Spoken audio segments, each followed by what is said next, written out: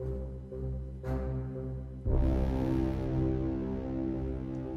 have an unidentified flying object.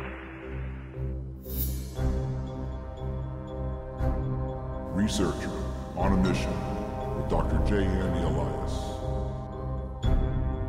We have an unidentified flying object.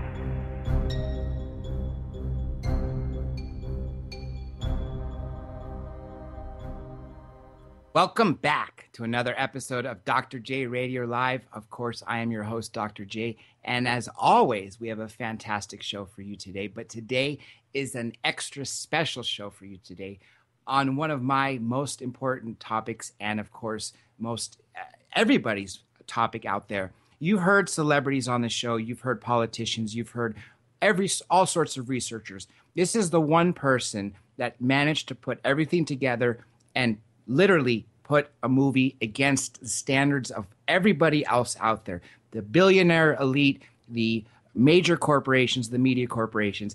I can go on, and I think we should just get to introducing the person who literally engraved in approximately 30 million views of the video that we don't necessarily have to only survive, but we all can thrive. And that for you should be what we've all been talking about, the movie Thrive, the signal of who our guest is. And that is the one and only Foster Gamble. Mr. Gamble, welcome to the show. Thank you, John. It's great to be on with you. It is an absolute pleasure to finally have you on because you are the one that put everything together and tied it and made the links between ufology, ancient astronauts, crop circles, the torus, the vector equilibrium, and, of course, the banking systems and the free energy. And what you didn't go down the path as originally and ended up uncovering is what so many people out there were fighting. And what you essentially did by putting the movie out there was, to me, essentially thumbing the nose to those out there who are controlling this. Was that your intention, per se, by making the movie? Well, it's maybe a side effect. Our intention, really, my wife Kimberly and I made the movie together. She was an absolutely instrumental part in it as the producer and director and co-writer. And our goal was very positive. We wanted to, first of all, put the whole story together. You know, I've been following people like Art Bell and George Noory and Alex Jones and David Icke and a lot of these amazing researchers and media people for many years, and hearing the different parts of it, but always wondering, how do all these parts fit together? How does free energy fit together with the banking system? How does that fit together with sacred geometry and, with all the poisons in our food and so forth? How did humanity get into this mess with so many different problems facing us, just at a time when I thought humanity was really waking up and was in fact going to be thriving? When I graduated from college, I thought, be just a few years before we kind of handled war and the environment, and, we would be thriving on a healthy planet. And it's gone quite the opposite way. And I was so distressed over seeing that's when I dedicated myself and my time and resources to figuring out what is in the way of our thriving. And I created the filmmaking department at Princeton when I was there, and people assumed after I graduated that I would go on to Hollywood and make films. But I realized I didn't have anything to say that was worth all the money and time and technology that it takes to make a feature film. But I told them I'm going to spend my time instead trying to figure out what is in the way of our thriving, and if I figure that out, then I'll make a movie. And I thought it would be 5, maybe even 10 years, Well, 40 years later, I finally felt that the research had kind of come full circle to where, with combining my science research, the consciousness, the economics and so forth, it finally made sense to me what the problems were. And I also felt that I had solutions that were commensurate to the problem. And I didn't want to just put out another bad news film. I wanted to present a comprehensive picture so that people could see how they fit together, but also the principles and insights by which we can actually, break through, see the light at the end of the tunnel and actually come out the other end. Now, obviously, that's one thing I love about the fact is that not only are you saying we are tied down by a society that is constricting our knowledge, that we are struggling, and you made a very, very important point. We have this technological wave. We should all have energy. There should be no person starving on the face of this earth, yet we've gone the opposite way. And there's no way that could be by accident. Clearly, it's by design. And you, through your research, realized that it was by design. And let me throw this one comment out to you, which leads me to my question. Is I started to think in the past that we were hidden this technology or these aliens, extraterrestrials visiting us, ancient astronauts, because we couldn't handle it as a society. A good friend, Paul Hellyer, former defense minister of Canada, essentially through his contacts, said that the major energy companies have been sitting on these free energy devices for a minimum of 2 decades. And that is the sole reason they are hiding everything from. Would you agree with that statement? Well, there certainly seems to be increasing evidence for it. Ben Rich, the CEO of Skunkworks, when he retired, basically let people know that we have the energy to return ET home, and that the dark projects are 50 to 100 years ahead of what the public knows about. Now, that's a very authoritative source. And then people like Tom Bearden, who is an incredible free energy inventor who was in military intelligence for a long time. He's also at great risk to his own life, disclosed a tremendous amount about what has been in those projects for a long time. So, yeah, when it comes to free energy, and this is a field I've been in for 15 years, it's not really that much a technical problem anymore. Tesla was accessing it 100 years ago, and the dark projects probably have had it for 50, 60 years. It's more of a political issue. It's more of an economic issue. It's a matter of getting the truth out and then holding the individuals accountable who are hiding behind government, military, and corporate institutions. Hold them personally liable for shutting down, over 5,000 inventors and withholding this critical information from the public. Now, you talk about, in the interest of national security, which is the excuse they use a lot of times to shut this down. In the interest of national security, these things need to be released and right away so that we don't have to be polluting the skies, giving children asthma, and fighting over other people's oil.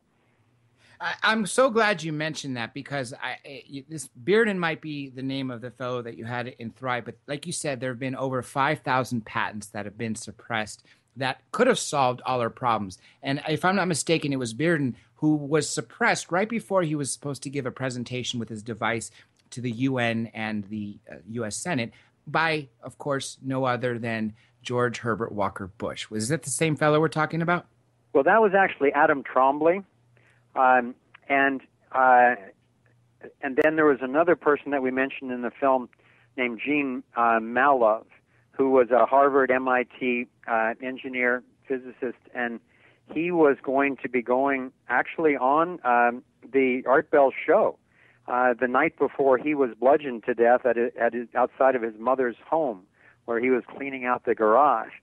And Tom Bearden was not in our film, but he's someone that I have studied for many years. He wrote just an absolute masterpiece called Energy from the Vacuum, which describes how literally the engineering and physics knowledge was suppressed. Shortly after Tesla himself was suppressed by J.P. Morgan, J.P. Morgan also basically coerced the academics to take out certain parts of the electromagnetic equations that were the ones that pointed to the free energy. And for 100 years, engineers have been deprived of the mathematical equations that point to this. So Bearden has brought that out. He showed what's missing, and there have been at least 2 attempts on his life, but fortunately, even in his early 80s, he's still with us. We definitely have to be thankful of that because sadly, so many people have died to cover up this secret. And that's what boggles my mind. And now I'm going to ask you a more personal question. Because you happen to come from that elite, even though you are a pure down-to-earth philanthropist, Has anyone from that era, from any of, say, other CEOs of other companies or mainstream media corporations, anybody that you know in your inner circle or family circle said anything negative to you or anything along the lines of that? Well, not very much. There are a few acquaintances and even a few relatives who were both disbelieving and just kind of angry that I would come out and maybe besmirch the family name or the Procter & Gamble company. And in each case, these are people who actually don't understand what's going on. Those who might really understand it have stayed away. I was actually invited to do a presentation to the energy department at Bechtel. And when I was invited, I talked to the woman who's in charge of the program, and I said, "Are you sure you've seen Thrive all the way through? Is it really me that you want to come and talk to Bechtel? You know, I'm not really a big fan of the agenda of Bechtel over the decades." She said, "Oh yeah, no, we really want you to come." And I declined that one because I don't trust their agenda. I don't trust how they would treat me, and I know that they would want information that I wouldn't be willing to give them. And a similar thing happened. Both Kimberly and I were invited to go back to the White House and meet with Obama about future new energy.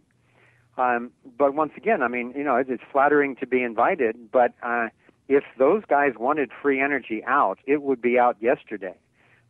So I don't trust their agendas. They're not the ones who are going to bring it out, in my opinion.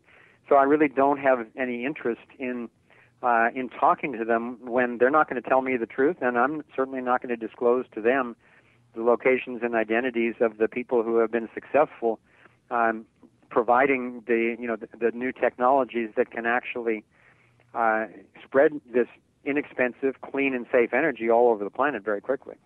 This is one of the several reasons I hold you in such high esteem, even turning down the chance of the meet of President of the United States, because you know that he is doing everything opposite our lines. Now, I'm going to go back just to spend a little time of how you essentially got there. I know I don't want to use our whole hour before we start taking calls on that, but you had an incident when you were young on, first of all, going back when you were the nuclear bombs. Of course, we were all under threat from the Soviet era and the Cold War.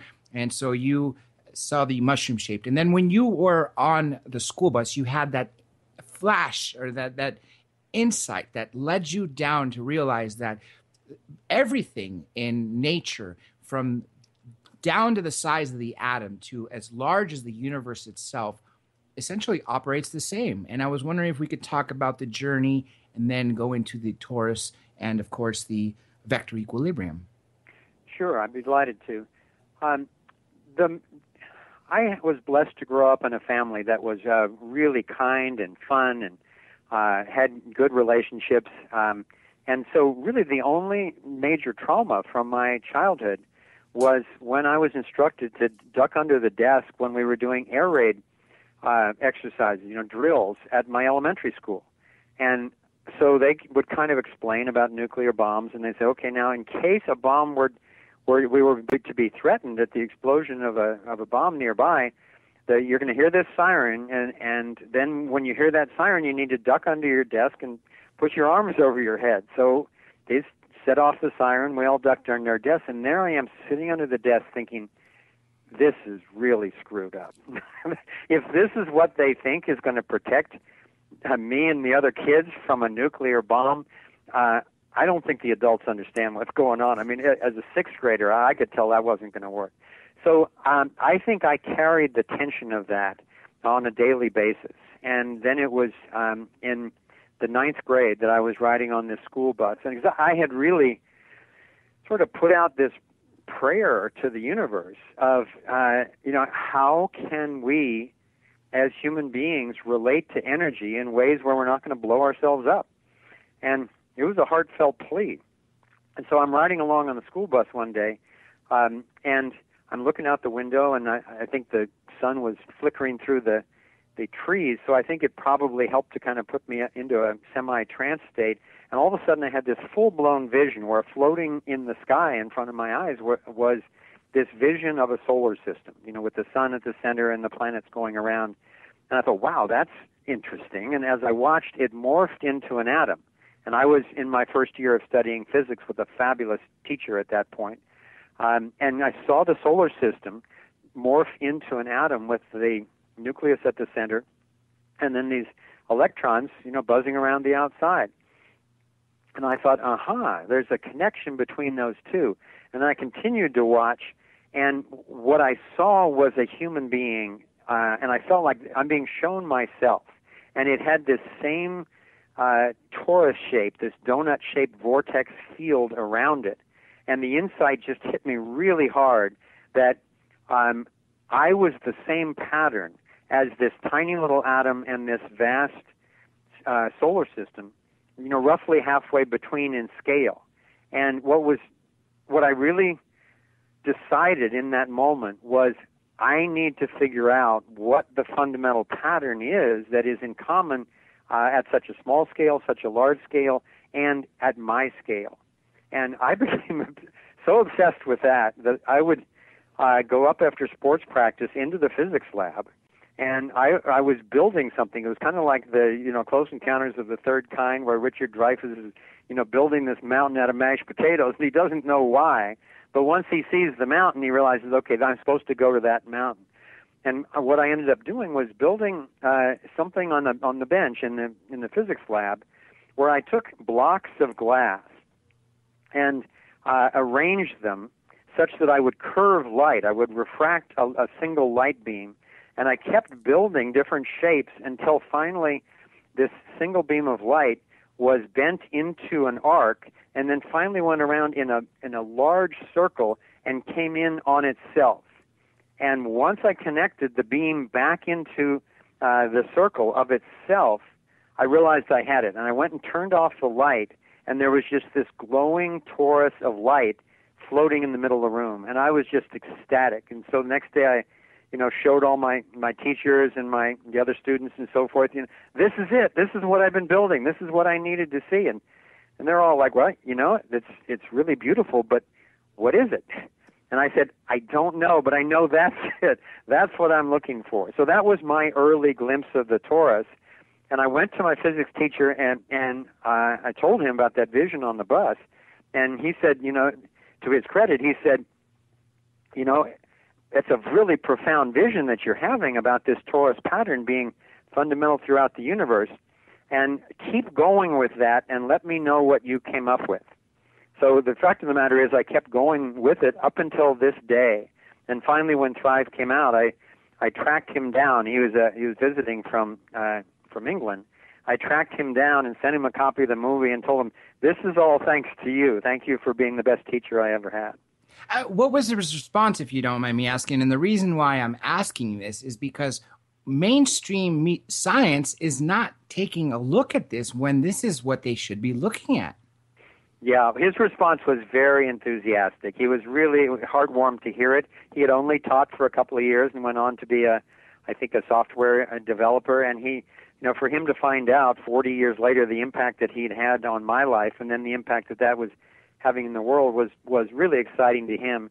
But I'll tell you one other story that confirms just what you're saying. It is rare. I've worked with over 150 scientists from all over the world in all different disciplines, and it's a challenge for the more traditionally trained ones to open to some of these new concepts. But after Thrive came out, I received a phone call one day, and this guy introduced himself. He had gotten my number through a mutual friend, and he said, I'm not going to say his name because I don't know if he's going public with this yet, but he is the head of one of the major establishment institutes of astrophysics on the East Coast. And he said, I just wanted to let you know that I saw your movie. If I could have made one movie in my life, this is the movie I would have made, and I just think it's right on. And so I said, I'm thrilled to hear that, especially from a person of your reputation and experience, but I got to tell you, I'm a little surprised that someone in such a traditional institution, could stomach that film at all. It was pretty, far-reaching.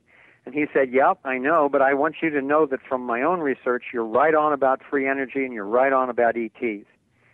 And I said, really? Do you talk to your colleagues like this? And he says, well, not very many of them. And so I said to him, I really appreciated that confirmation and congratulated him on his open-mindedness and recommended that he get in touch with my friend and colleague, Nassim Haramein, because Nassim is probably the most advanced cosmologist that I've ever come across.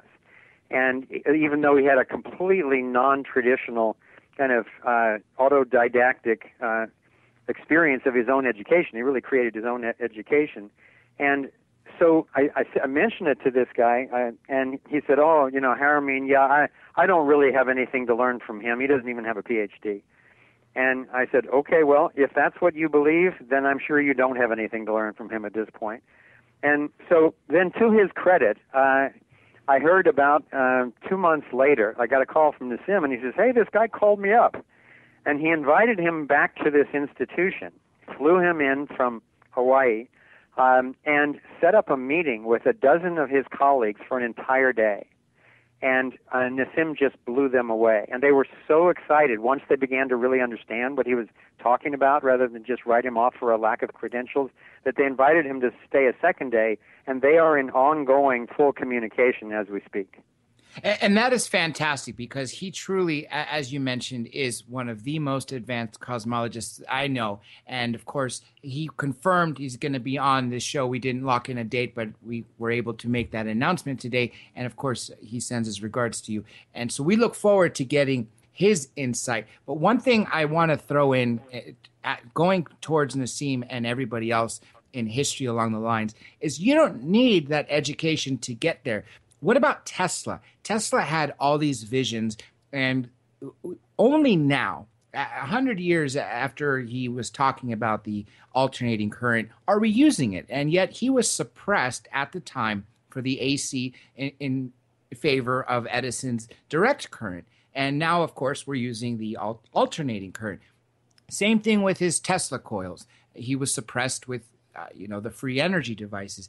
Do you believe that the vision that you had when you were praying to the universe is essentially what Nassim sort of had and Tesla in the meaning that it was sort of an inspiration, maybe a higher source giving you the information or leading you that direction? Well, it's a really important question. And I pretty much abandoned traditional science, or at least the traditional study of traditional science, when I was in high school. Even though I was on a fast track for math and science, I just started feeling really claustrophobic, and I wasn't getting my questions answered. And, when I would ask questions like, okay, if the universe is 15 billion light years across, then what's it floating in? And I would basically be told to shut up, you can't know that, and it's just, there's nothing there, and all that type of thing. And so I pretty much set out on my own as well, and have been studying science my entire life, but in less traditional ways. And I have found in looking back that my major mentors in this area were, every single one of them was what I call a visionary scientist.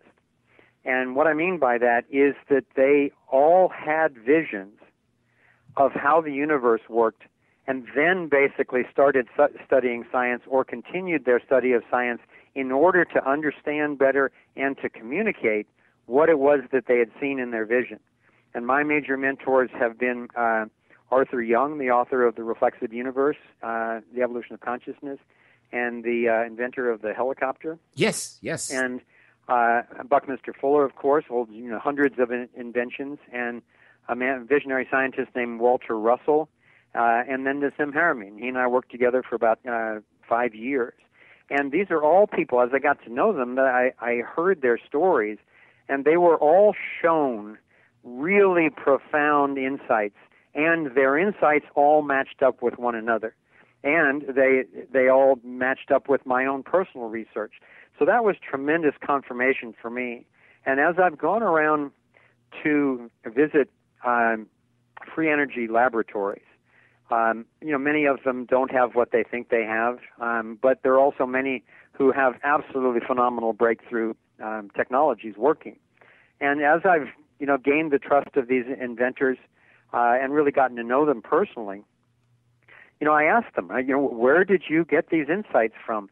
And I would say over 90% of the ones who have been successful have ultimately acknowledged to me that they feel that they have been directly taught by either extraterrestrials as such, or what they would call interdimensional beings, or entities of consciousness that are not necessarily in a body, but they are existing on a different vibrational frequency, but have found ways to connect with these people. And basically to answer these inventors' call for guidance as to how to access energy harmoniously.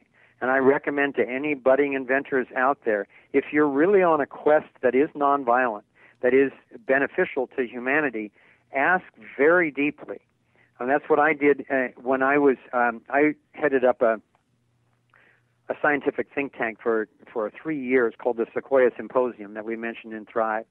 And we worked with a lot of inventors, and what we were doing to a great extent was looking to explore this fundamental pattern. Is there a fundamental pattern which is the key to what would be a unified field theory? So we had scientists who were working at all scales, from the smallest possible scale to physics, to a little larger scale, molecular scale, to chemistry, and then to the cellular level, to biology, and then to the human level of psychology, and then to astrophysics and cosmology, just all the way up and down the scale. And both Nassim and I presented the possibility that the torus was the fundamental flow of energy pattern, and that the vector equilibrium was the fundamental geometric structure of the field of toroidal flows. And so, we had string theorists there, and we had nuclear physicists from Linear Accelerator. We had near-death survivors. We had mystics. Just the whole range. And by the end of that time, we ended up confirming those two patterns as fundamentally in every discipline that we currently know of. So that was really exciting. But we sat around for breakfast on the last day and thought, okay, this is great, but so what? It's a fun insight, but how are we going to apply this? So we ended up breaking into smaller groups, and some went off to work on free energy devices. Nassim went off to write physics papers. And I headed up a new team called the Atomic Geometry Team, and we were a combination of geometers, computer programmers, and physicists, and we set out to 3D model the entire periodic table of elements. The 92 structures where, from my point of view, spirit, metaphysical spirit, manifests in particular toroidal patterns to create the atoms which then make up the molecules, which make up the cells, which make up the material world. And a lot of the traditional physicists said, oh, don't bother looking for geometry, but below the atomic level, it's just all quantum foam and so forth. But I've also been mystically trained in this notion of as above, so below. I don't think it all of a sudden has an arbitrary stopping point, either big or small. So we forged on, and we started with we had 16 postulates, and the two major ones were that that hydrogen would be, since it's the primary element, would be a torus, and since helium is a doubling of that would be the double torus, and all of the rest of the elements would be toroidal vortices acting as magnets with their charges rotating at the speed of light inside the torus. They would be organizing themselves, really cooked in these giant stars and supernovae, into these tight-knit patterns that are the heavier elements. But this had never been done. And as we started getting into it, I realized why it had never been done. Because without 3D computer modeling, no human brain could handle this. Because as you start adding the 92 shells, the inner layers start fractalizing into these very complex patterns. And holding that all in your mind as you're imagining the next one is just daunting, to say the least. But because we could model it, and then we could test out the dynamics of the model, we actually ended up modeling the entire periodic table. But the reason I'm telling this story right now is that as we started getting into the more complex atoms, I would sit at my desk and I would, calculate logically, and I would draw pictures based on our 16 geometric postulates and so forth. And it would get so complex that my mind would just hit a wall. And at first it was frustrating, and I finally realized okay, that's the limits of my rational mind and my knowledge right now. I need to take a break. So I would go and, walk in the garden or walk in the woods or take a nap or meditate. But I would consciously ask the question. I would ask the universe to show me what I need to know next. And it became really startling. I picked up a little micro recorder and put it in my pocket and carried it for the next decade. And I made this pledge to the universe: you show me what I need to know, and I will record it, I will collate it, and I will get it back out to humanity. So I started being shown at a level way beyond anything I could have figured out, where literally I would wake up in the middle of the night from a dream where I was flying through these shells of these torus electrons and protons, and I was shown the architecture, and I would wake up and I would draw it. And then the next morning I would wake up. Sometimes it didn't make any sense at all. Sometimes it was exactly what we needed to know. So I think this whole notion that human beings are part of an infinite field of alive consciousness, and there are entities at infinite scales of intelligence, and that we are in harmonic resonance with many of those beings, and that if we ask for only peaceful guidance, only higher level intelligence to guide us, if you ask that sincerely and stick with it, and at the same time, plow your field, prepare yourself to understand what you're shown, I've been completely blown away and encouraged by that type of connection. That we could actually manifest what we're looking for. The universe does provide what we're looking for, essentially, right? Exactly, yes. Now, this ties into my next question, because I think this is really important. As you were going through this journey, you started to go into the ancient astronaut theory. Then you were looking into ancient cities. And, of course, you saw the same pattern, whether it be in crop circles, whether it be in monuments that were built thousands of years ago. We had that knowledge then, or at least the protectors of us had that knowledge then. Right. Do you think that it was essentially passed down to our ancestors, or was it just kind of shown to us by these visitors? Well, I think it was a combination. I think that the knowledge came from off-planet, and that was either beings actually coming here and setting up civilizations, interbreeding with whatever, ape species, human species, or whatever was evolving. And I think that as well, there have always been mystics who could tap into this field of the Akashic records, that some of them call it, or the cosmic oracle, just this field of knowledge that is there as patterns of information. And if we just learn to tune our antennas and understand the download, it will come. And I think that one of the reasons why there was such an increase in the appearance of UFOs and ETs starting in 1947 was that once human beings had learned how to make an atomic bomb, then our very survival and the survival of the planet itself was really at risk. And so I think, as I said in the movie, that more conscious beings, more advanced beings have either shown themselves more or come back from elsewhere to help us. Like a parent would help a toddler climb a jungle gym, where they have to do it themselves, but you're there to help catch them if they fall and to give them some tips now and then. And I think to a great degree, they are showing us, first of all, simply how to relate to energy without blowing ourselves up. And then as we understand that, what I'm seeing that it leads to, having had many years of conversations with people like Stephen Greer and James Gilliland and Lane Andrews and others who have had these experiences, Nassim, of going on ships, meeting these beings, and a number of them having been shown the drive on the ship. And so I got to talk to a number of them as we were filming in Thrive, most of whom had never had contact with each other.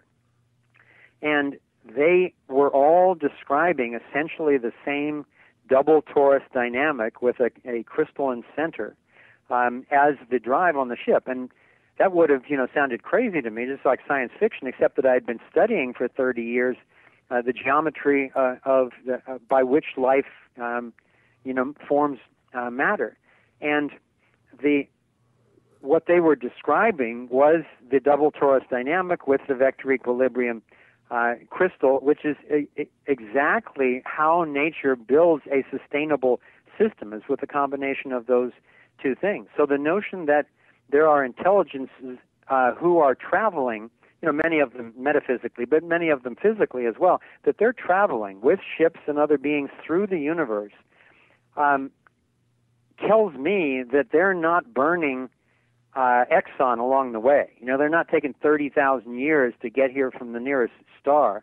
They obviously are accessing energy wherever they are, and they're obviously bending time and space if they're actually traveling from other solar systems, much less other galaxies.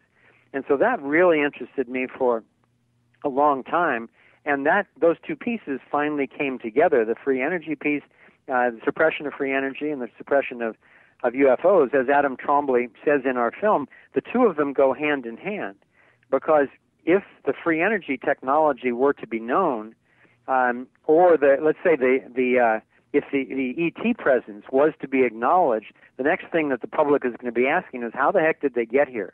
And that's going to lift the lid on all these free energy technologies which have been developed, but then put under wraps in these black ops projects and so forth. So for me, all of a sudden it all came together in that if you access energy by recognizing the toroidal pattern is the foundation of a healthy system, and you actually create your own mini black hole, then you are actually accessing the energy of the universe, just the way the black hole centering every galaxy does, but also you're creating your own gravitational field around you and the ship. And that all of a sudden explained how these ships can travel, from 0 to 1,000 miles an hour in an instant, and then turn at acute angles. Obviously that would crush any of us against the side of the ship. So they have to be in a different field. It's like if you're traveling along the freeway with the windows up in a car, and you throw a tennis ball up in the air, it's going to come down in your hand. Because you're carrying along the airfield inside there. But if you go out the window and throw it up, the wind's going to make it go backwards. So all of a sudden there was an explanation that fit in with this fundamental patterning of how people could alter time and space, access energy anywhere, and still remain safe while they're traveling interdimensionally. And I love that you mentioned that, because I think you're absolutely right the way they travel. First of all, they're not burning Exxon or Mobil or ConocoPhillips fuel or anything else along those lines. And it doesn't seem to me that they're going from a straight line. It seems that obviously there's another field at play, as you mentioned. And when people talk about USOs, unidentified submerged objects, or essentially it just changed the name from UFO to USO when it goes underwater, they talk about them going supersonic speeds, which would be physically impossible unless, of course, the water is not touching the ship. Exactly. Now, going back to comment you made, and then we'll come right back to this, to the brain power. I wanted to go to that. But when we talked about the nukes, I think you are also dead on.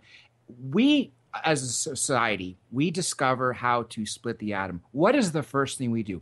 Not figure out a way how to power homes or submarines, which we ultimately did. We built a weapon of mass destruction. And then, of course, you have 40, 50 years later, Dave Jacobs, I believe he was one of the people you interviewed, who was at Air Force Base here in California when a rocket was fired that had a nuclear missile. It was supposed to have one, at least a test, and yet a saucer came in and sort of shot it out of the sky, which proves to me that they're worrying about us. But at the same time, though, we let off 2 bombs in Japan, not to mention all the tests. Do you think there's a reason why they didn't intercept those as they did down the line? Well, I don't know how much attention they had on that. That's why I said in 1947 they really started paying attention, and there haven't been any, actual, death and destruction bombs set off since that time. There's another person, I can't remember his name right now, who was at a military base when a UFO came in, and they were doing some kind of test, and they had activated all the nuclear silos. Yes. And this ship comes in, flies down the row of nuclear missile silos, and turns every single one of them off. So it's kind of chilling to realize, the technical capabilities that these beings have, but it's very reassuring that that's what it's using for, and that after all these years that they haven't been attacking us. We've actually been protected. Exactly, and that was Captain Robert Salas in the 1967 Air Force Maelstrom Air Force Base incident, and there have been countless more, I'm sure, that we have yet to hear about. And I like what you said, because it seems to me that they are protecting us or trying to show us the right path.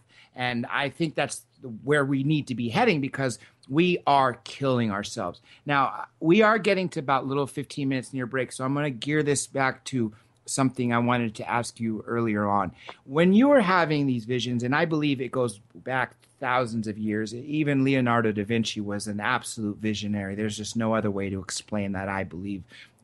He was probably along the same lines of Mr. Young, of Tesla, and of course the visions you received. It's a known fact we use a very small percentage of our brain. Do you think once we could unlock the capabilities, the full capabilities of our brain, and are able to link our conscious, subconscious, and access the Akashic records or the global consciousness or the universal consciousness, do you think our brains have the capability, or our bodies, of having telepathy, telekinesis, and other powers that would otherwise be science fiction? Oh, absolutely. I've met many people who have at least some of those capacities already. And I think I also ran a company in Silicon Valley for 8 years where we developed and then used for training the state-of-the-art in brainwave biofeedback technology. So I've spent many years in applied brainwave studies. And the key piece that most people are missing is that the brain, it's a hunk of gray matter that happens to conduct electricity very exquisitely, but it's fundamentally an antenna. And that's the brain. Brain and mind are two different things. And then consciousness, the brain is the antenna.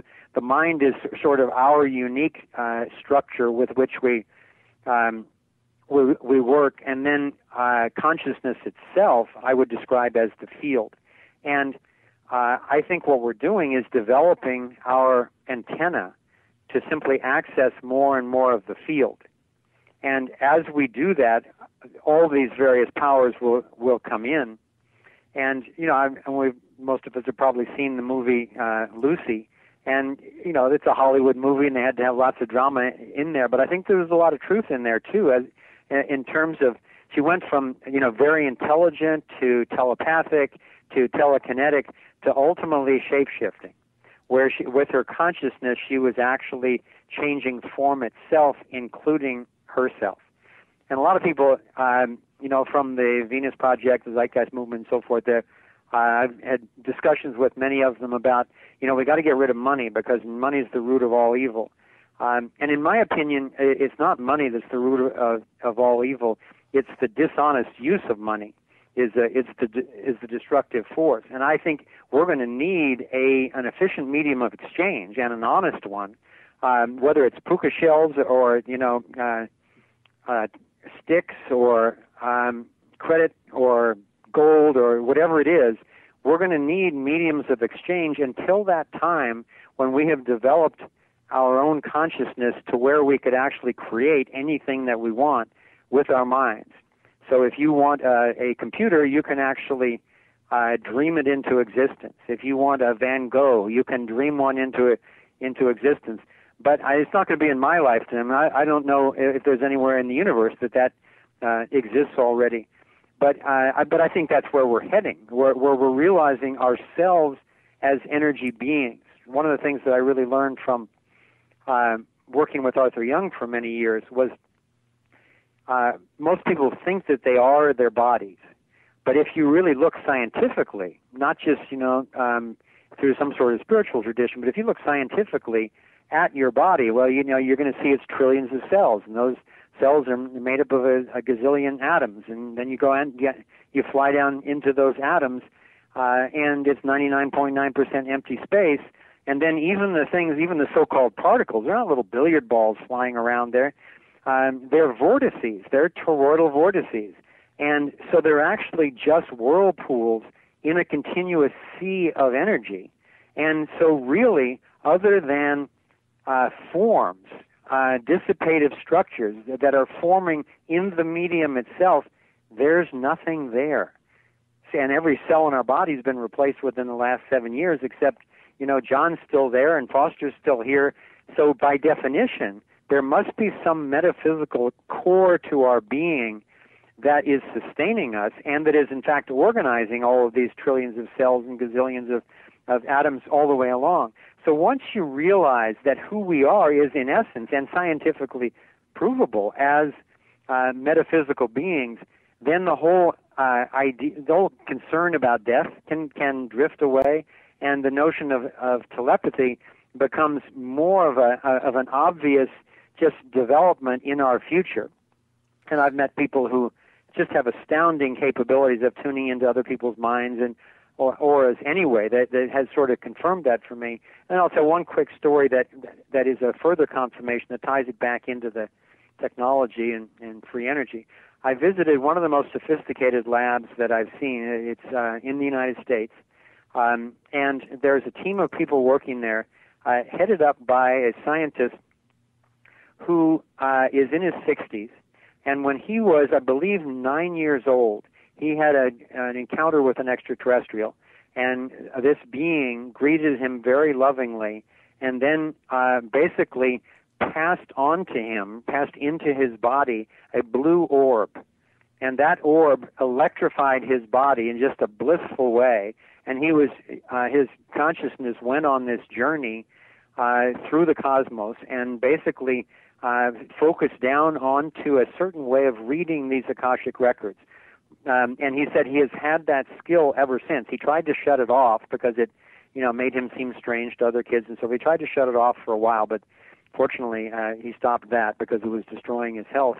And here he was, 50 years later, and his entire life he's been a fantastic inventor in many different fields.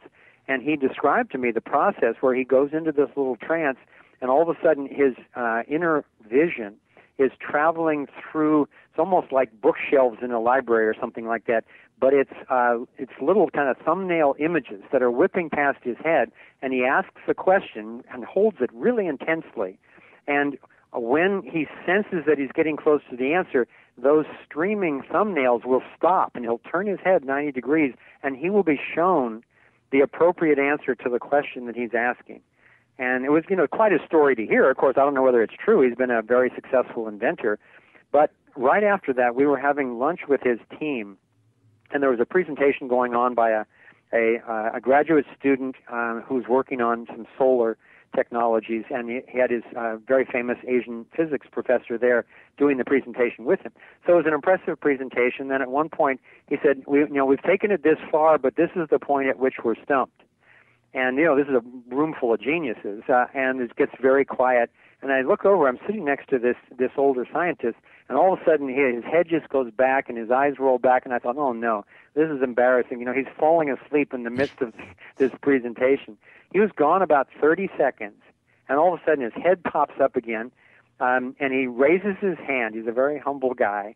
And so they call on him and said, well, I just had a thought, I had a hunch. Would this work? And he lays out this thing, which I didn't understand, but the two, the physicist and the graduate student, just crack up laughing. And he's like, oh my God, we know that's going to work. That's exactly what we've been missing.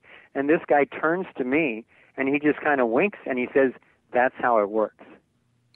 And this, going back to something you said, this is exactly why I believe, going with what earlier, linking it word for word, that I don't think our brain is necessarily what links us out there. I think it's just a communication device. It's our spiritual antenna that links out there. And that demonstration that you had and the history you had of that gentleman of having these thoughts is essentially why I believe we have all the answers. Now, I'm going to try to bring this full circle before this.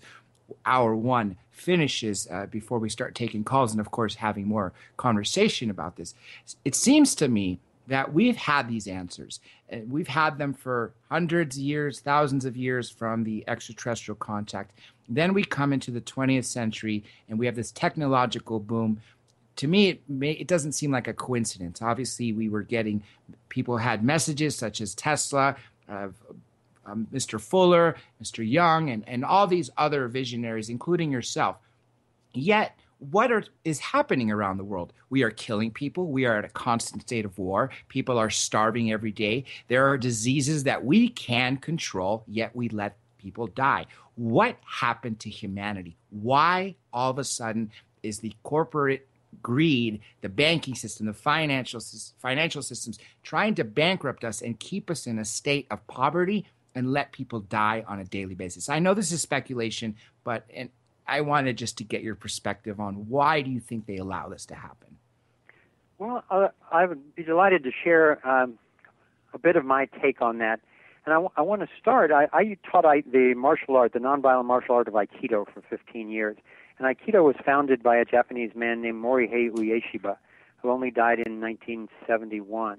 And he was had his spiritual training as part of an ancient, millennia years old tradition called Kotodama. And Kotodama means knowledge of the vibration of the universe. And so I began studying some Kotodama, and I was startled to find out, particularly as I was doing my physics and geometry explorations as well, that this tradition goes back at least 4,000 years. And in their ancient texts, they describe 49 motive sounds that make up the universe. And then there's a 50th which encompasses all of them.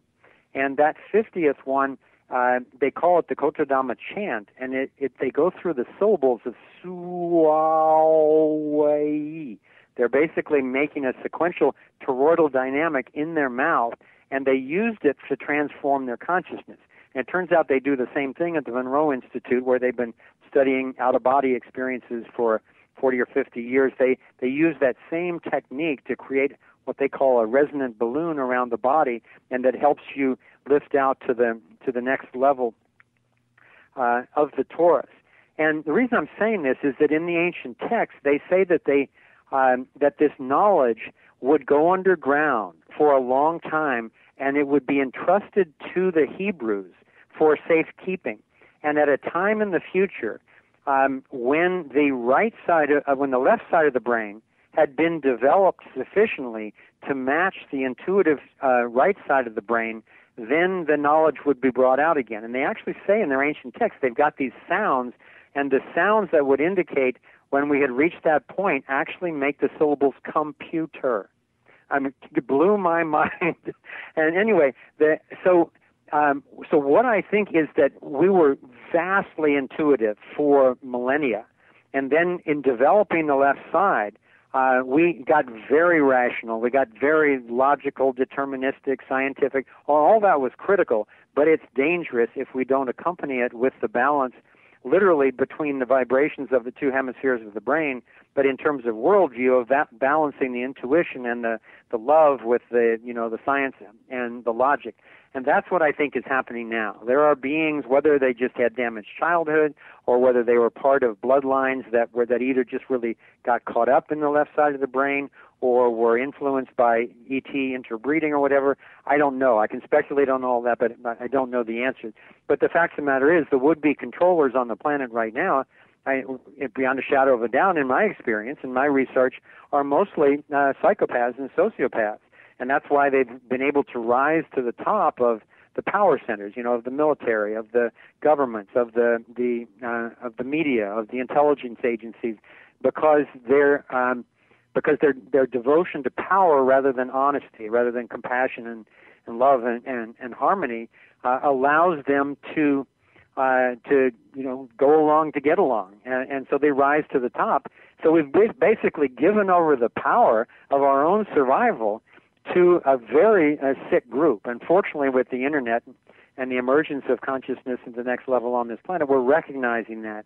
And now we're moving into a phase where they're being exposed, their house of cards is coming down, and we're beginning to realize that fundamentally a healthy system in nature is a whole system. And that's what we have to know, to honor, to get skilled with, and to recreate if we're going to survive at all, much less to thrive. So that when we're looking at free energy devices, these devices honor the torus pattern of how nature flows its energy. And as long as you do that, it gives you infinite, clean, safe energy. Rather than exploding or burning or crushing or fizzing or fusing, any of that stuff, it's all the violence, and deceptive paradigm. Same thing in food. If we start cramming our food full of GMOs and poisoning it with pesticides and herbicides and fertilizers, we go away from the wholeness of whole food and whole ecosystems, and to our own detriment. And it's the same thing. We look into any particular sector. In media, we need a whole media systems. In other words, where there's feedback from people and where the messages are actually honest. They're based on the whole truth. In economics, we need whole currencies. In other words, where nobody just gets the right to make it up, but you actually are constantly and individually valuing products versus currencies versus human labor and so forth in an honest, ongoing whole systems equation. So I think what's happening now is that all of the major problems we're facing are breakdowns in the wholeness of natural systems. And that's getting pointed out. People are starting to wake up. And meanwhile, in all of the different fields, there are brilliant people who are pointing to what the wholeness of a natural system looks like. And we're beginning to disempower these tyrants and emerge healthy, decentralized, compassionate systems that don't violate anybody. They're based on the non-aggression principle, and they honor the wholeness of nature, and then they synergize with each other. And to me, that's why we're on the brink of the most important and exciting epoch in human history. Because if we make it through the next 50 years, much less 100 years, I think we're actually going to be on a thriving, healthy planet where we know how to love each other, we're eating healthy food, the water in the sky is clean, and we are really having fun. You actually sort of answered my question, which I'm going to ask briefly because we're about to take our mid-show break. Do you think it's possible, from all the damage we have done to Mother Earth, to humankind, with regards to the GMOs and the chemicals and things in the sky, you name it, as you mentioned, 50 to 100 years in the future, if we get through that phase, we will have a clean world. Do you think it's possible that we can really undo everything? What do you mean by undo everything? Undo the damage we've done to the earth and the damage we've done to every human body on this planet? Oh, absolutely. I don't have this. I can't guarantee that we're going to make it, but I know we can. I know that it's possible because once I spent a lot of my life, working with various types of systems, from organic systems to media systems to electronic systems and so forth. And I know with organic systems, once they start to heal, once they're allowed to and nurtured in their healing, the healing will be so fast, and that it'll be not only in the oceans and in the air and in the forests and in the fields and so forth, but in our bodies and in our consciousness, and it's all self-reinforcing. It feels good and it works. So we help each other. We help the environment, and in return, it helps us. And I actually think as we turn the corner, if we can be successful in taking these psychopaths out of the positions of power, non-violently but very effectively, and instead of instituting the next authoritarian regime, we actually learn to operate on the non-aggression principle, where we have independent dispute resolution organizations and independent security organizations and independent insurance organizations and a true free market where everybody's having to compete for a reputation of non-violation, integrity, efficiency, and anybody who steps out of that mode of behavior will be personally liable, not hiding behind, the corporation or the military or the banks or whatever. When we make that turn, it's going to be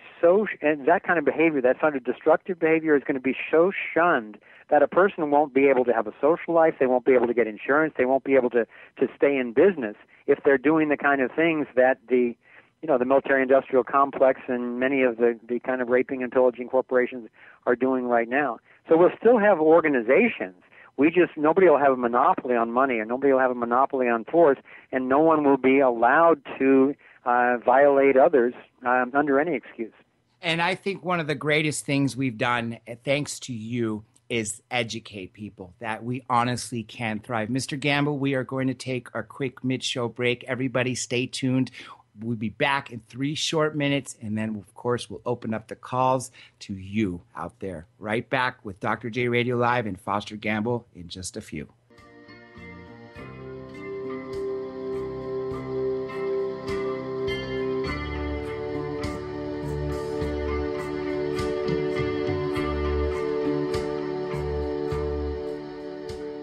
Welcome back to Hour 2 of Dr. J Radio Live. I'm your host, Dr. J, and if you've been listening, we have had an awesome conversation with one of my biggest heroes, honestly, Foster Gamble, the maker of the film Thrive, philanthropist, visionary, and so much more.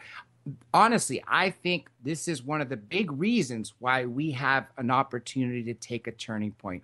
Just before we take some calls, let's remind everybody, this Thursday, don't forget, Dr. Greer will be back. And, of course, Hour 2, my good friend, the former Defense Minister of Canada, Mr. Paul Hellyer, the Honorable Paul Hellyer, should I say. Also, Eric Von Doniken will be joining us back again soon, as will his co-host from Ancient Aliens, Georgios Tsoukalos. Don't forget, next Thursday is the coveted interview with Edgar Mitchell, 6th man on the moon, as well as former presidential candidate Michael Dukakis.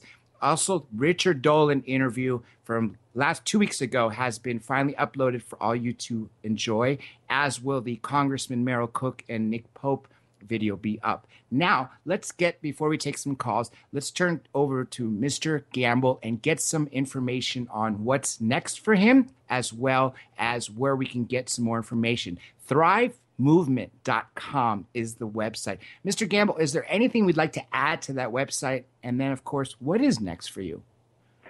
Yeah, first of all, the website, we spent 3 years developing the website before we launched it, and then we continue to add to it all the time. It's really, we made the film Thrive as a kind of a trailer for the website. And that was to wake people up and for those who connected with it, to send them to the website, because the website is really a toolkit for the Thrive movement. And we've got hundreds of articles that we've created in every sector of human endeavor and another 8 or 10 topics.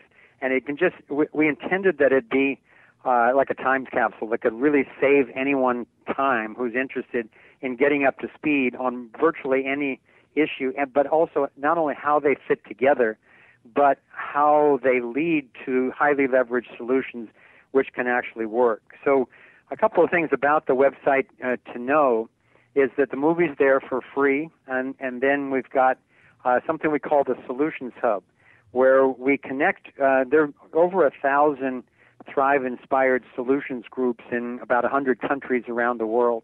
And we found that a lot of them were kind of recreating the same wheel and working on the same issues. So we created something we call the Solutions Hub, where they can connect with each other, all these different groups.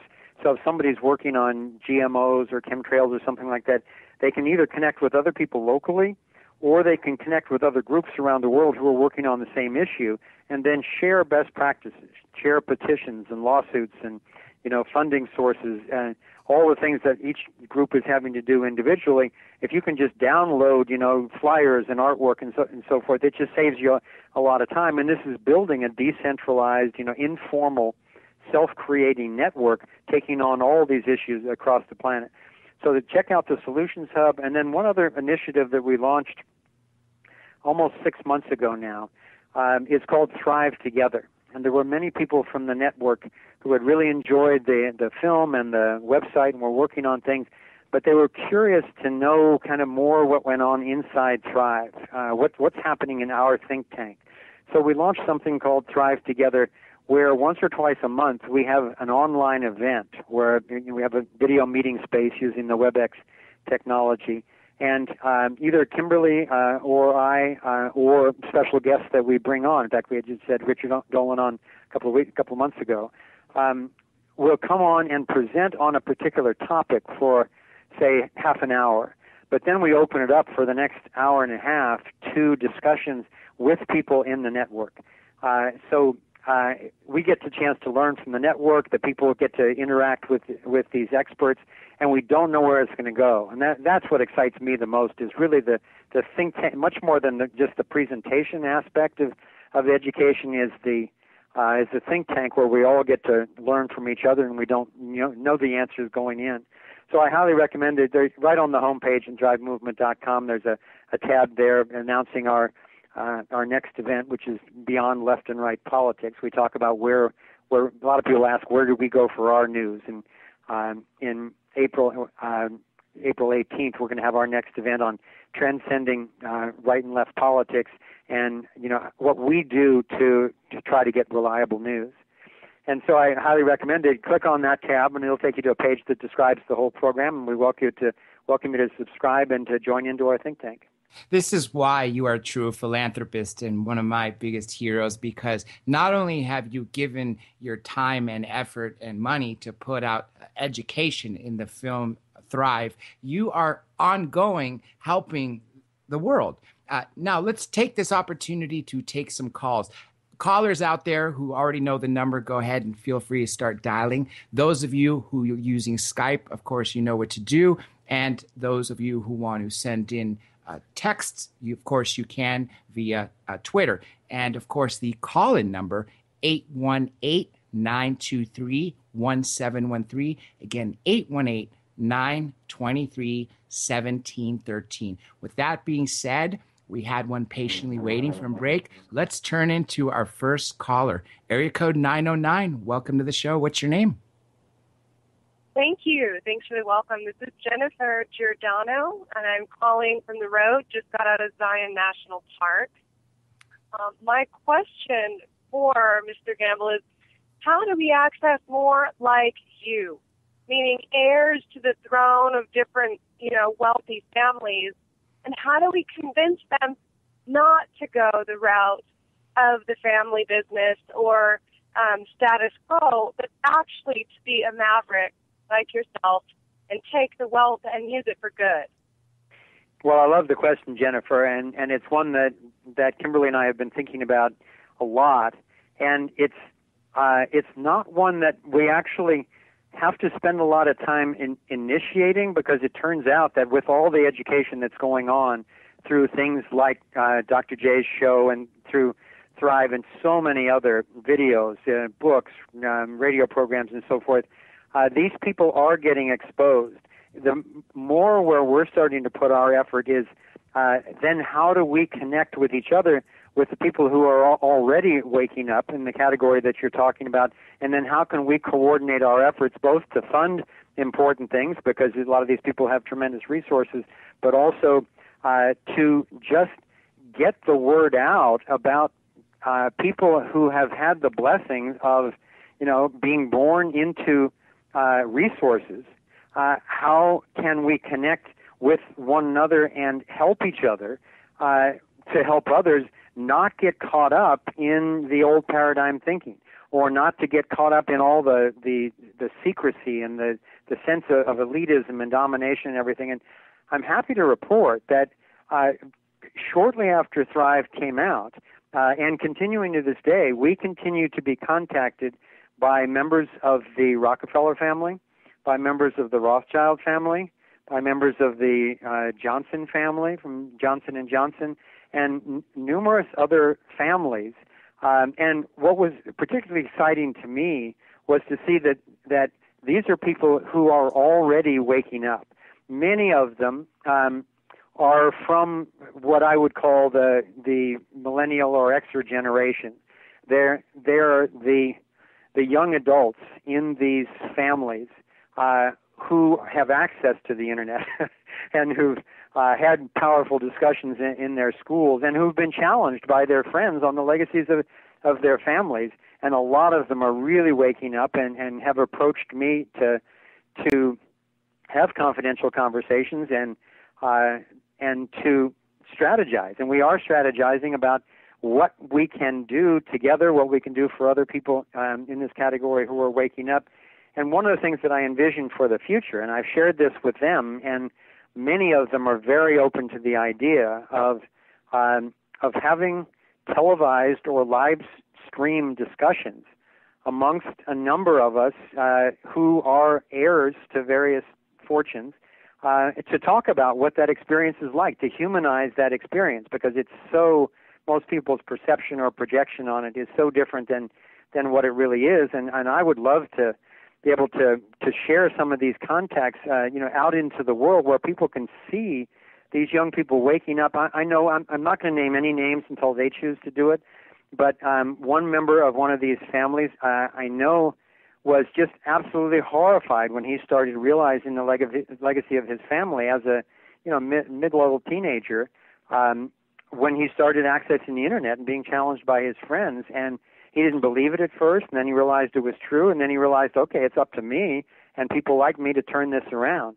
So he is putting a lot of his resources and time into alternative currencies, into free energy technologies, and that's just one example of numerous ones that I'm finding. And I'm wondering if you have any suggestions, Jennifer, about this topic as well. Yes, I actually have been working in the pharmaceutical industry with medical practitioners, transitioning those offices that are willing, in holistic pediatricians' offices and holistic medical practices, willing to use alternative healing methods like energy medicine, electromagnetic field frequency adjusters.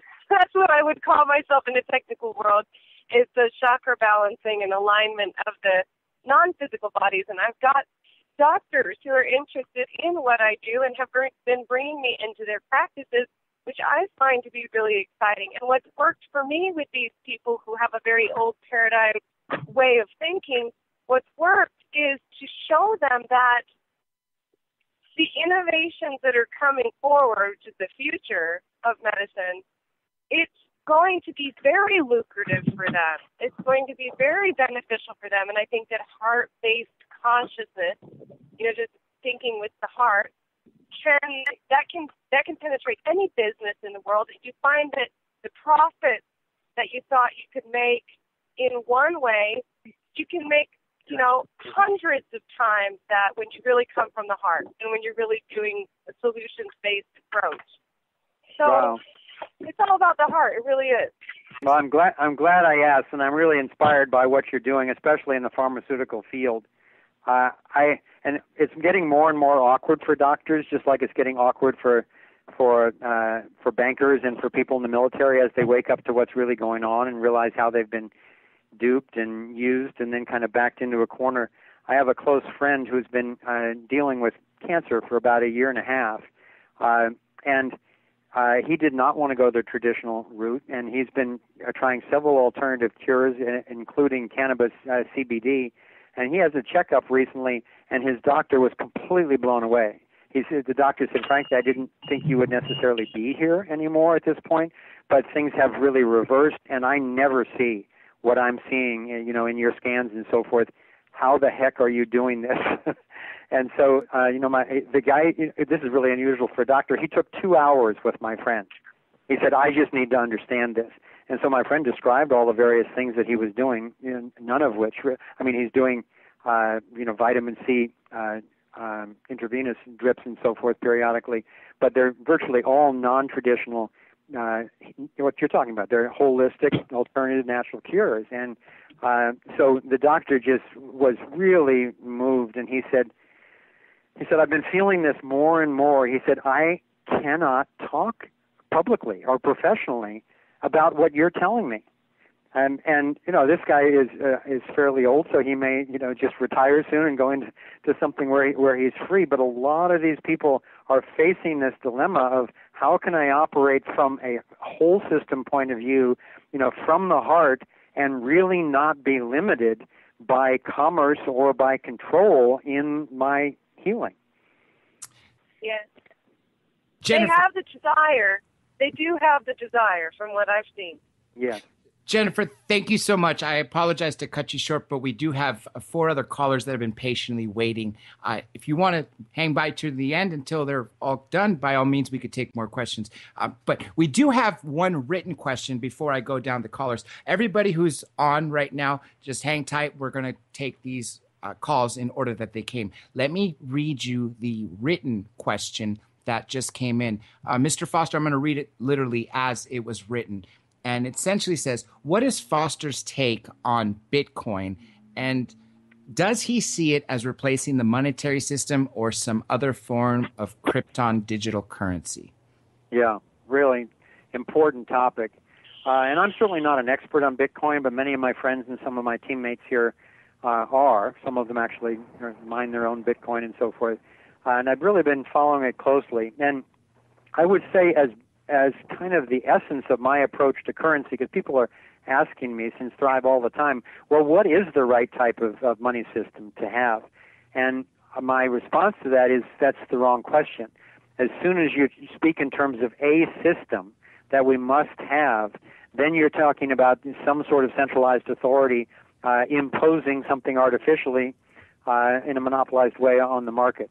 And I think that the key to prosperity is a complete free market, and that includes in currencies. So if somebody wants to try to do business with monopoly money, they're welcome to do that. It's just nobody's going to take it, when we have an honest system. If somebody wants to do it in gold, people are going to continue to take that as they have for thousands of years. If somebody wants to create a cryptocurrency like Bitcoin, then apparently many people are going to use it as long as it stays honest and reasonably safe. My favorite thing about Bitcoin is that it simply goes around the banks.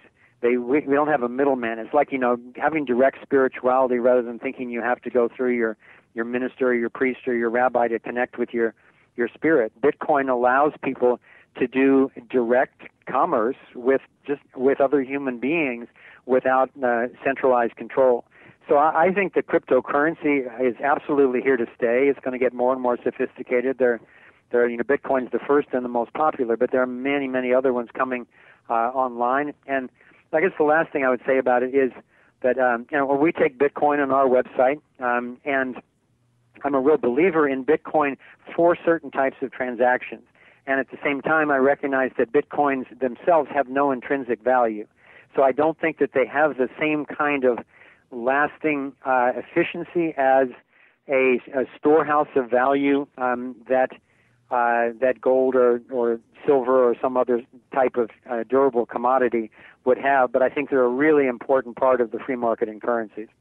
I'm glad that person asked that question, and I'm glad you actually take it on your website, because we do have to look at alternative forms, especially now. Let's go to a Skype caller before we go take another caller. I could see the name, Fausto Perez. Welcome to the show. Do you have a question for Mr. Gamble? Mr. Perez, Fausto Perez, you still on? We might have lost him. Is he still there? No. Okay. Well, we will go to the next caller. I see this one's also Skype. Tom Schaefer. Welcome to the show. Hey, how's it going, Dr. J? Oh, it's great. And of course, as you noticed, fantastic show, having a true hero on. What excellent show. Mr. Gamble, excellent listening to you this evening. I have a question for you, and it's just kind of curious. I see that what you and others like Dr. Nassim Haramein and those are tapping into some advanced knowledge. I kind of wonder, though, I kind of speculate in my head, I kind of wonder, has the human race kind of like lost its way? Even with everything we know, it seems like we've kind of lost our way, kind of like an abandoned species. Do you feel that even with what little that you folks are tapping into, overall the end result seems to be that we've kind of lost our way? Is there going to be some sort of exposition of some kind of tapping into a higher knowledge? Do you feel that there's going to be a revelation of some kind? Some people kind of long for an alien intervention of some kind where it's going to be a positive boost beyond our own knowledge, that our own knowledge seems to kind of equate to blowing ourselves up. Do you see any kind of a, I guess like an alien intervention where they're going to give us something that boosts us? Yeah. Well, first of all, in terms of whether or not we've lost our way, the way that I said it in the film was I finally came to realize, because I despaired over that question for quite a bit of time as I was doing the research and going down these various rabbit holes. It's not a pretty sight, as you know. But I finally got to the point where things really started to turn around for me. The way I said it in the movie was I finally came to realize that humanity is not a mistake. We're just mistaken. And that being mistaken was actually intentional. We've been intentionally duped, for instance, about the fiat money central banking system for 400 years. You know, it was a lot easier to keep secrets when there was, kings and dictators than it is now with the internet. But in my experience, most human beings that you encounter, even strangers, in an emergency would give you the shirt off their back in a storm. I really have had my evaluation of the worthiness of humanity has really been reinforced as I've done this research, and particularly after Thrive came out. And I think that we've been looking at ourselves in a distorted mirror, like one of those circus mirrors where everything's all kind of bent around. Or Kimberly says it's sometimes like, where if you had to evaluate the capabilities of a hamster by looking at a hamster in a cage on a wheel, you wouldn't be getting a realistic view of their intelligence, their capability, and so forth. And we have been, in a sense, hamsters on the wheel. We've been so duped by the controllers that we have been propagandized in our education, and we've been made sick by the medical system, and we've been bankrupted by the economic system, and we've been lied to by the media system, we've been poisoned by the agricultural system. But that all goes back to, when you follow the money, it goes back to actually a very small percentage of the people who, for whatever reason, whatever initial cause, I know that the reason is not only for money, it's to control people's lives, but why the human beings would wake up in the morning with, wanting to do that, I can't explain that exactly, but nevertheless, we're in that reality. But by my calculations, we outnumber those people by at least 1,000,000 to 1. So imagine one of those people surrounded by 1,000,000 people who actually want life to thrive. They want everybody to succeed. So that's been encouraging to me. And the other thing is that as I wrote over 100 articles for the website, going into the critical issues for every single sector, that also was very depressing until I realized not only is it a very few people perpetrating this agenda, but the agenda is always the same. It's fool people into thinking that they're not whole and worthy, and that our systems, our agricultural systems, banking, media, and so forth, that those should not be whole either. And that's why I was saying earlier on the show that our task now is to recognize the wholeness of natural systems and do everything we can in our area of expertise and passion to restore the wholeness of the systems that we can actually influence. And I think that is happening all over the place. And to what extent, when moving on to the ET question, I don't think the ETs are just going to have a big event where all of a sudden everything changes. I think that they have been helping us all along. I think they've been helping us telepathically. I think that most of the contact that we have with ETs, as Jacques Vallée says, Jacques Vallée, he estimates most of our ET contact, over 80%, is simply telepathic. And I certainly feel guidance from levels of intelligence beyond my brain and my rational mind. And most of the people that I work with would say the same thing. So I think we are being helped. And as John said earlier, even in terms of the nuclear disaster and so forth, I think that we are being helped. But at the same time, we can't count on them to do it for us. We can't count on the Asian elders to, release quadrillions of dollars worth of gold to save us all, even though they might, and I hope that they do. I think that they're capable of it. But we can't count on that. It really is up to each of us to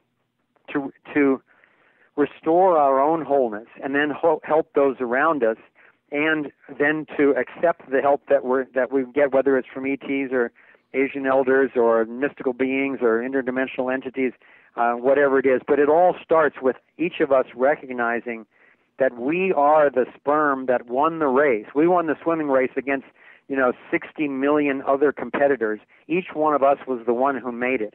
That's a hell of a lot of intention. And that's who each one of us is, even though the Illuminati would want us to think that we're not worthy, we can't really understand, we're sick, we're in debt, we're afraid, so we should just leave it up to the experts and the power mongers. And more, that's not flying with anyone. So I think we're all going through our own revelations, and I think that there will be ET disclosure. I would anticipate it in the next few years. And I think that we are getting ready for them. More and more people are actually ready for that.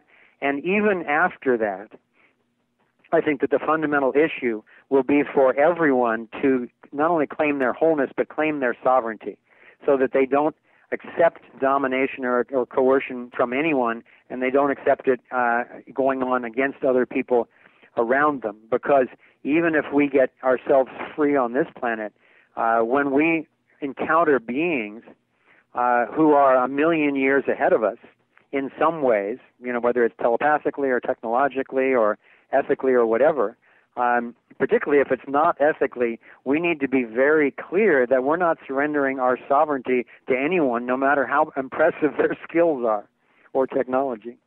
Tom, a very excellent question. If you want to hang by, we got several more callers, and I want to make sure everyone gets a chance to speak to Mr. Gamble. Again, everybody, keep calling in, no problem. We will do our best to get everybody in. We have several more people that have been holding, and I do have another text question, which I will wait. Let's take area code 360. Welcome to the show. What's your name? Hey, my name is Dan. Dan, pleasure to have you on. Do you have a question or comment for Mr. Gamble? Yeah, I sure do. First off, to Jennifer's, just a comment. I mean, doctors aren't even allowed to talk about nutrition, much less ballistic and other things. So, yes, to that, I've studied Bitcoin. I was a banker for over 10 years. U.S. Treasury, went to a private bank, blah, blah, blah. I've studied Bitcoin, and it really is a socio-anthropological dynamic where people are getting sick and fed up, and they want an alternative. So,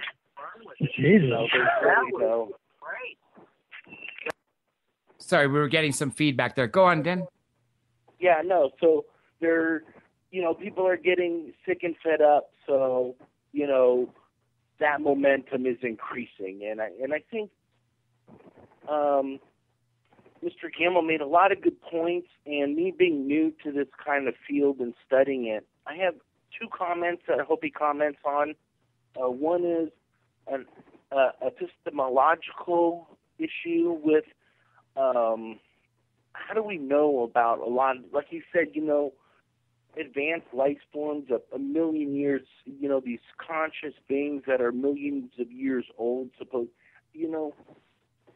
and epistemological issue is, how do we know what we know, and how do we know it? How do we, it's really philosophical. Sorry to hit you with that one. And two is, this is kind of really starting to feel like religion. We're dealing with pain, suffering, death. It deals with a lot of the same issues that religion kind of deals with. Those are my two issues. Thank you. Thank you, Dr. J. Thank you, Mr. Gamble. Have a good night. Thank you, Dan. You're welcome. Thanks, Dan. Okay, let's go. Do you want to respond to that, Mr. Gamble, or do you want to take the next caller?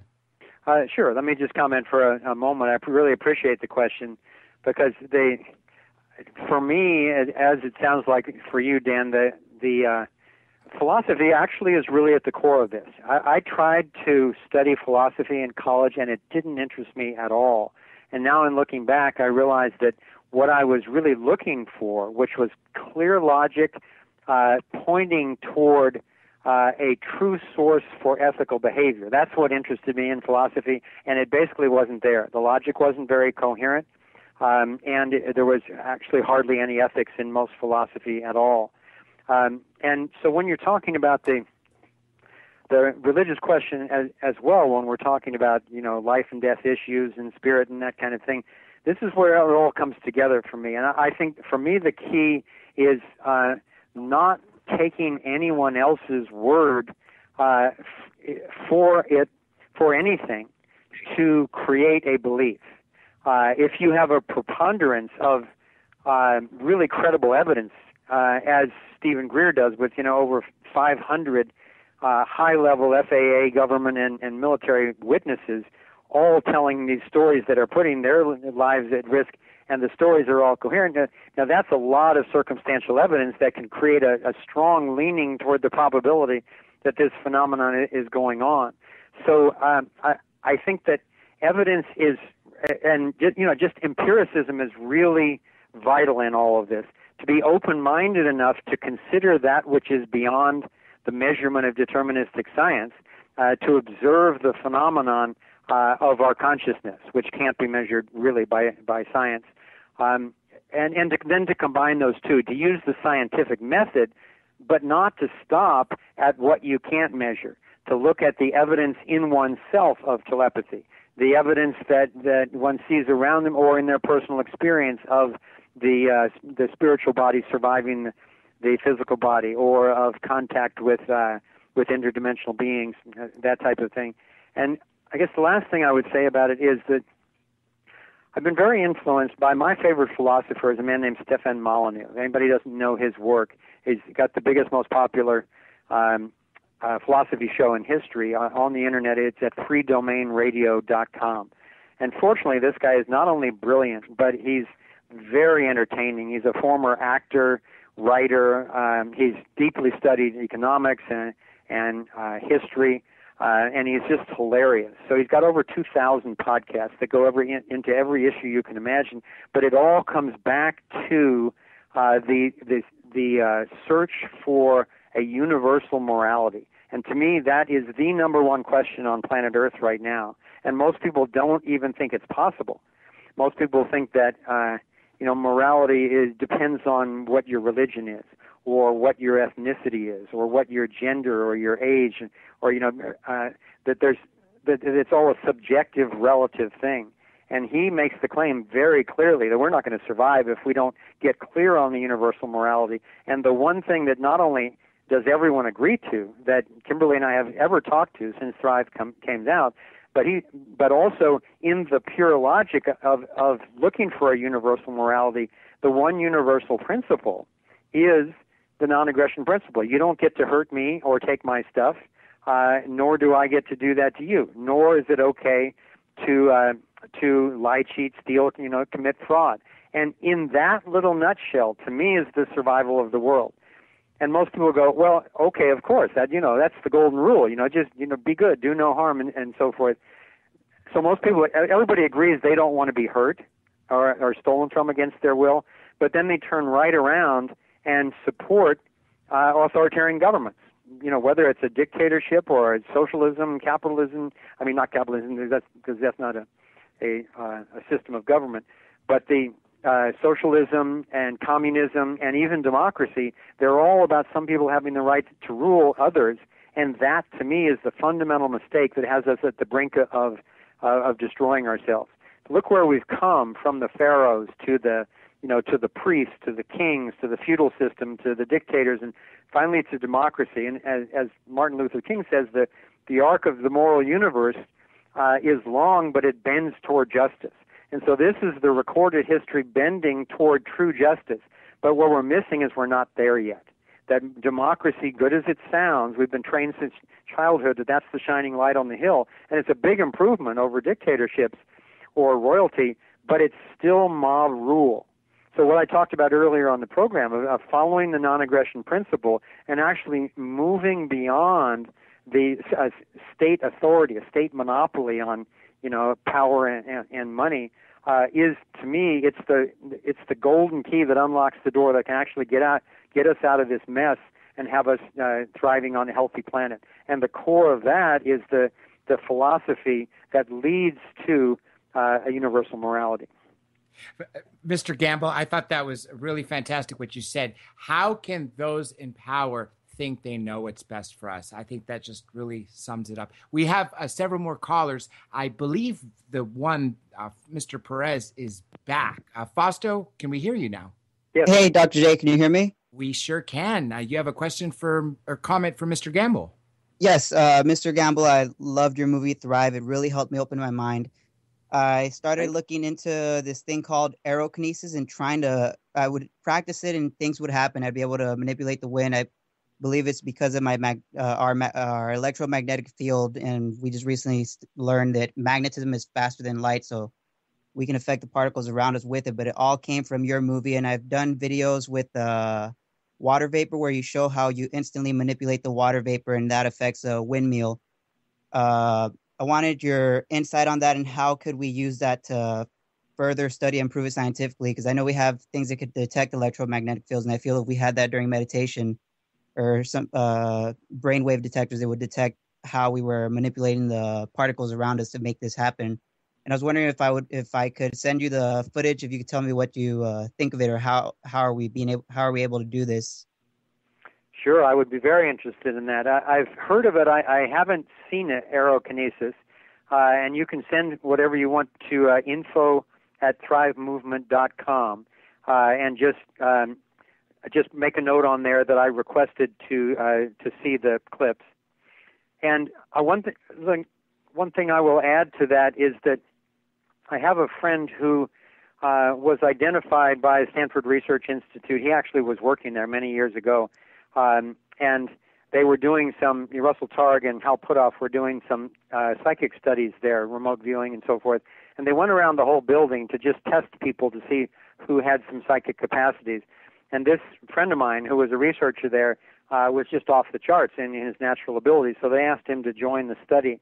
And one of the things that they did because he had some remote viewing skills, but also some psychokinesis skills. And what they had him do was try to affect a magnetometer. It's very hard to move something like across the desk with your mind. I've never seen anyone, frankly, do that. I've seen some people claim to, but I've never seen a really solid demonstration of that. But they have these very sensitive magnetometers, and this probably is in a similar realm to what you're talking about with the with shaping the wind and so forth.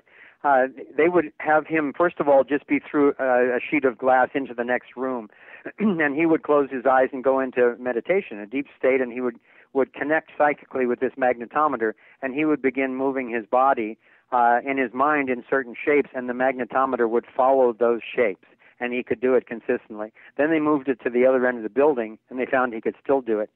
And then he was taking a shower to come into work one day, and in the shower he thought, gosh, if I could do it at the other end of the building, maybe this really doesn't have to do with time and space. And so he called them at the lab and said, set up the magnetometer. I'm going to do it from home. And sure enough, he had exactly the same results. So I think you're onto something really big there. I think we're in the early stages of it. There's some stories, if anybody's read the book from the, I think from the 80s or 90s, the psychic studies, I think it's Psychic Studies Behind the Iron Curtain. There are a number of stories in there about subjects who were very effective at psychokinesis and detecting colors with when they were blindfolded, through their hands and that type of thing. But I think you're onto something really big, and I'd love to see these clips and keep us posted on your progress. Thank you very much, Mr. Gamble. One last thing, I do these events where we watch UFOs with our group. We have over 30 eyewitnesses at every event. We have our group that researches them. We wanted to invite you to come out with us and watch UFOs during one of our events. We have them around every 2 weeks here in LA. Oh, wow. I would love to do it. I didn't know where you were located. I'm glad to hear that you're in the same state, and I do get down there quite a bit. So I would love to do that sometime. Fausto, thank you. very much. When you send the email, be sure to include your information with him, and of course, also forward one to me. But forgive me, Fausto, we got to cut this off because we have under 13 minutes left, and I do want to get the rest of the callers in, and we have at least 2 waiting and a text going. I believe this next one, I might know who it is, but area code 562? Area code 562. Are you with us? Okay. How about Yasmin? I see Yasmin's on here. We might have. Hello, can you hear me? There you are. Yasmin Joyner. Hey, Jay. How you doing? Hi, I'm great. How are you? Thank you for having me on. Oh, thank you for calling. Do you have a question for Mr. Gamble or comment? I do. Actually, Mr. Gamble, it's a pleasure. I'm really privileged to get on. I'm glad that I did.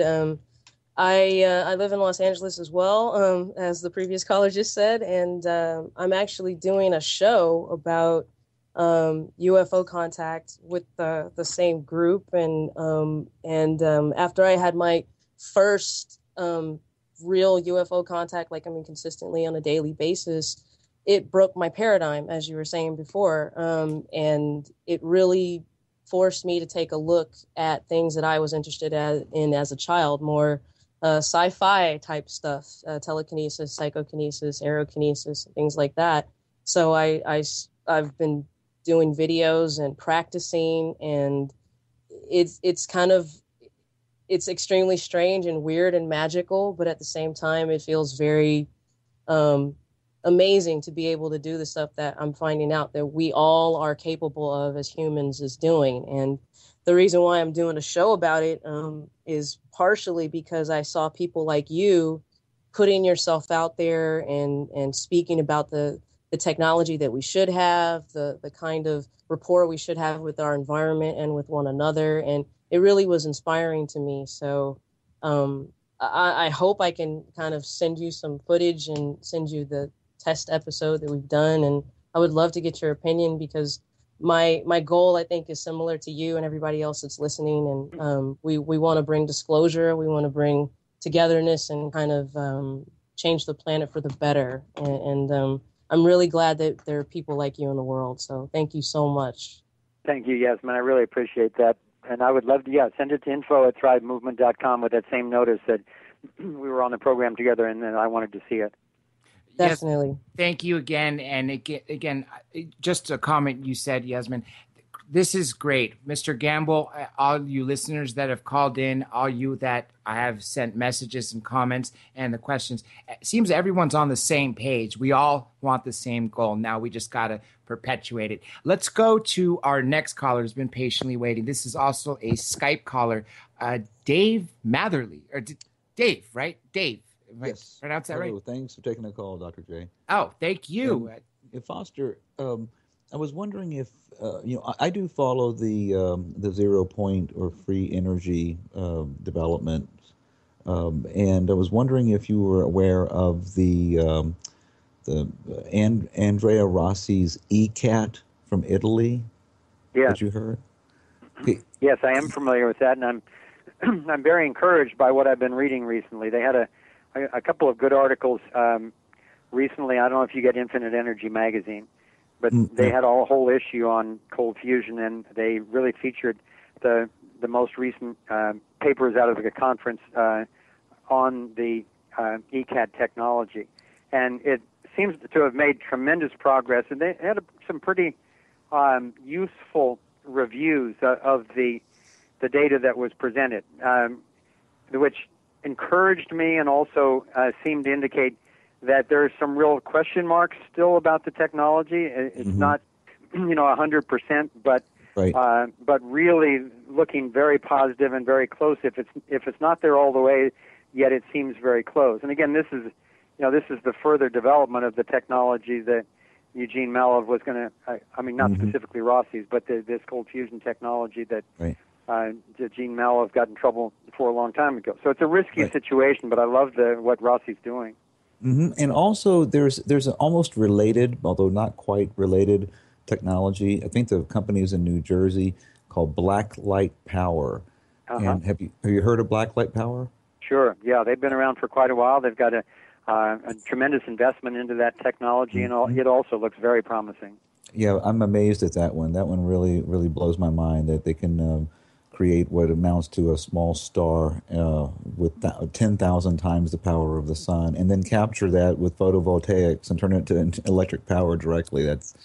But yeah, it does seem to output many times more the power than was put in, and people are completely confused as to how it can do this. But yeah, that was my two questions. And also, if you're not familiar with Daniel Nunes, I think you probably know Daniel Nunes. I think he's in New York City.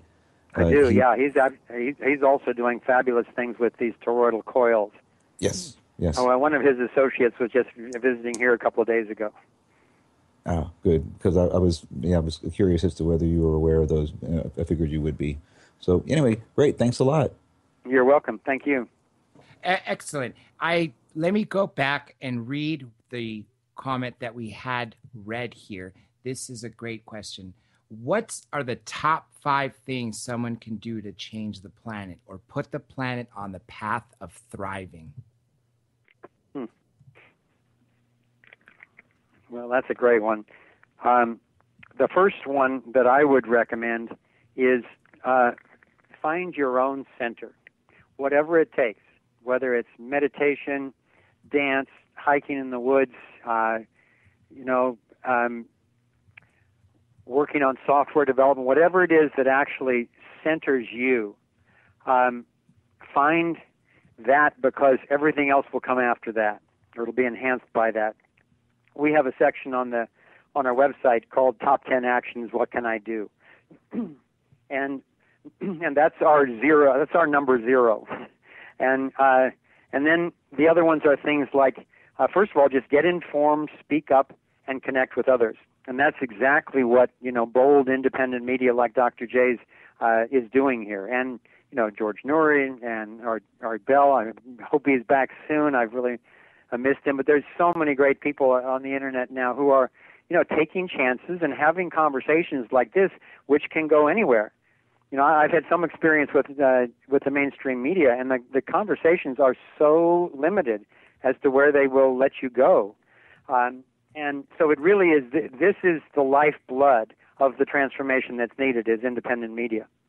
And then another one is bank locally. Get your money out of these mega banks that are literally destroying the planet, and they're destroying your community. When you deposit your money in your local Wells Fargo or Bank of America or Citigroup or Chase or whatever, the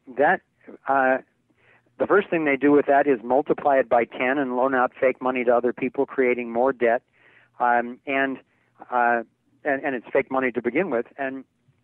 But then your real money that you deposited, that's probably in New York or London overnight. It's gone from your community.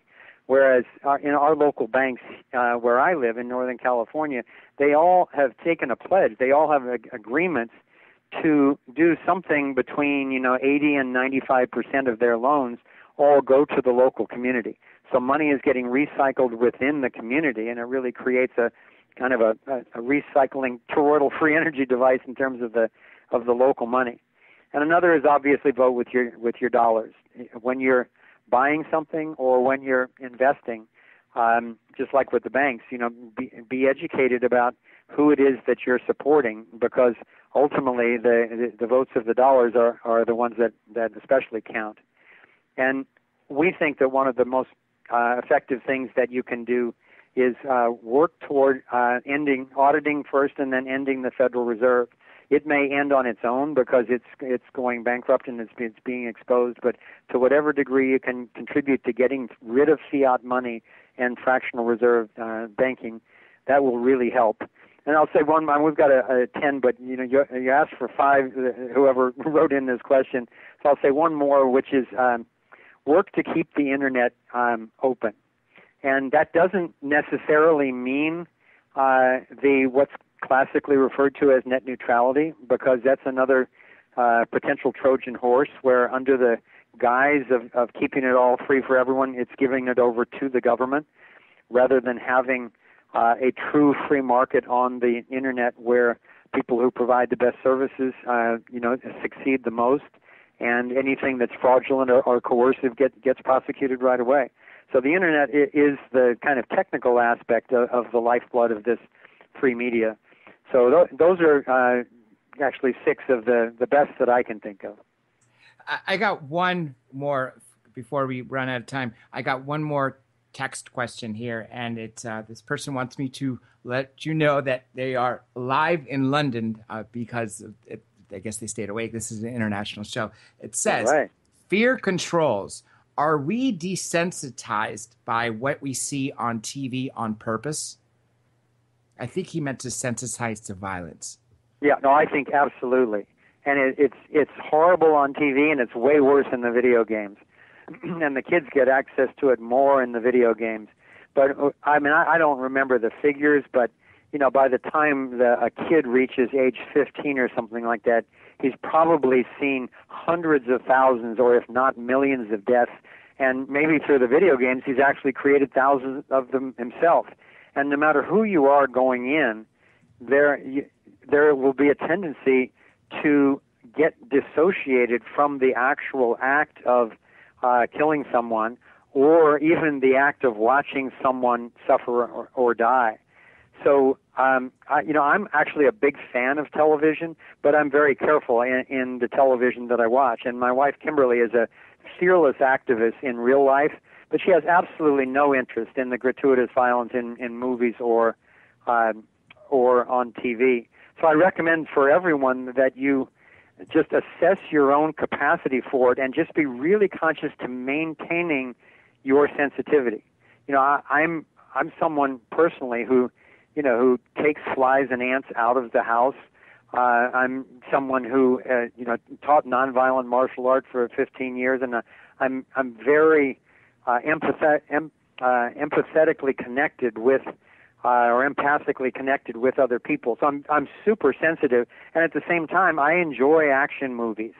And so what I do is basically I usually watch them at home, and I just fast forward through those scenes. It's like, okay, here comes the chase, here comes the slaughter, here comes the stabbing or whatever that Hollywood thinks they always have to do. So I just go through that consciously, cutting off the input.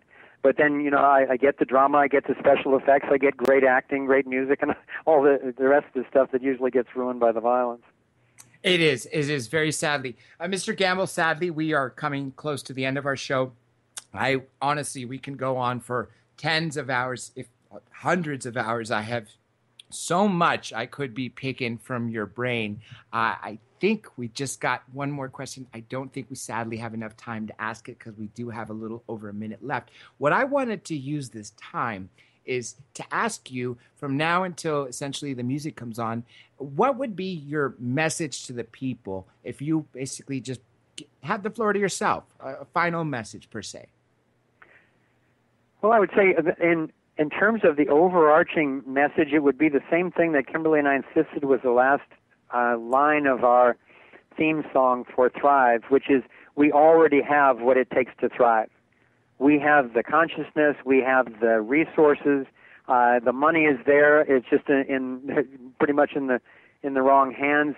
We have strategies, we have knowledge, and now it's a matter of each person reclaiming their own strength, their own consciousness and vision, and then being bold enough to talk with their friends and then talk publicly about it and then connect with each other, take the area of your most passion and figure out how to be strategic in relation to that, because that's what Kimberly and I are seeing all over the world. That's the fractal that is holographically spreading around the world, is that each person, each family, each community is waking up, taking action, speaking up, banding together. And since we already have what it takes to thrive, as we get organized and as we refine our own courage, we are absolutely unstoppable, and we will soon be hurtling through the cosmos on a very healthy, very happy planet. And that is why you are my hero. Everybody, Foster Gamble. If you haven't seen the movie Thrive, 30 million of you have. And again, we don't need to only survive, we can thrive. This is Dr. J signing out.